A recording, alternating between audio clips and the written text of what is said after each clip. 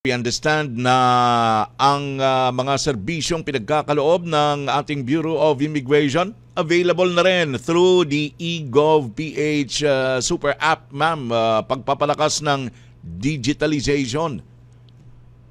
Yes, sinusundan po natin yung direksyon ng ating Pangulong Ferdinand Bongbong Marcos Jr.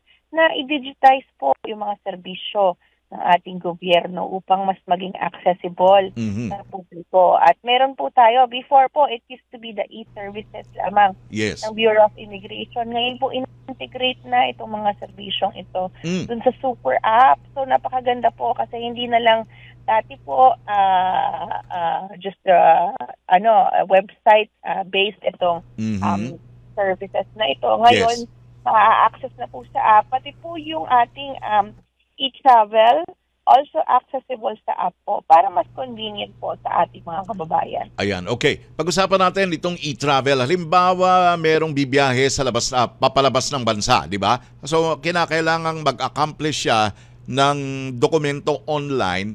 So, ito yung e-travel, pwede nang ma-access through the super app, Ma'am Dana.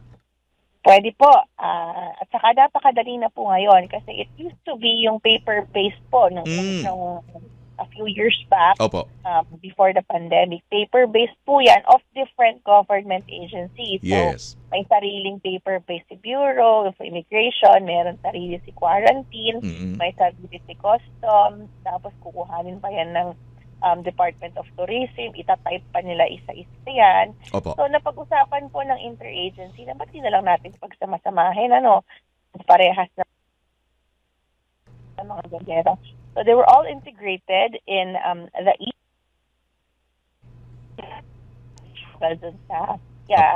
eGov.ph super app.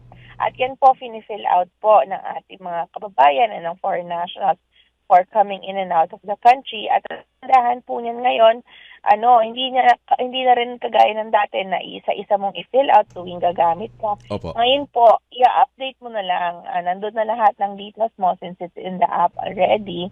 I-update mo na lang yung current travel details mo, like your flight number and the date. And that's it. No more redoing everything again.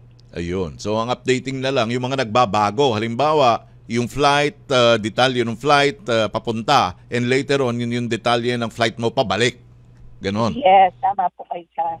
Okay. Maliban po dito sa e-travel, Ma'am Dana, ano pang ibang mga pangunahing serbisyong pinagkakaloob ng immigration ang maaari nang ma-access sa pamamagitan ng itong eGov.ph super app, please? Yes, dun po sa ating e-services na-access na po sa eGov.ph super app. Pwede po kayong tourist visa extension through the app. So, kunwari, may isang foreign national dito at nagpunta po ng Pilipinas na masyal at nakita niyo, parang mas gusto ko pang magtagal dito kasi ang ganda ng mga dagat ng Pilipinas. They can do the tourist visa extension at the comforts of their own home o kaya kahit nasa beach sila, pwede silang mag-extend na ng visa. Hindi na po nila kailangang pumunta pa dun sa mga opisina, magbihis pa, pumunta pa dun at mag-fill out pa ng form. Hindi po. Pwede na po yan doon sa app.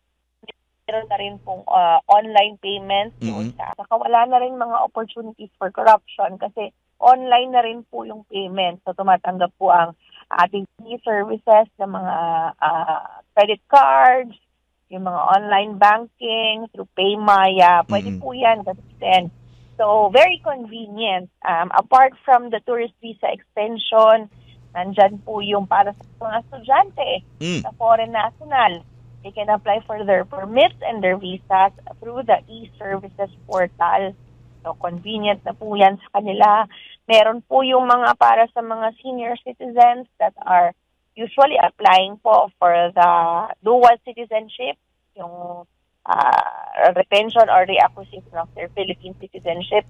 Pwede rin po yan through the e-services, pati yung exit clearances po ng mga foreign nationals na leaving the country permanently na po, yung mga dating residente dito that are leaving the country. Pwede na rin po yan through the e-services app.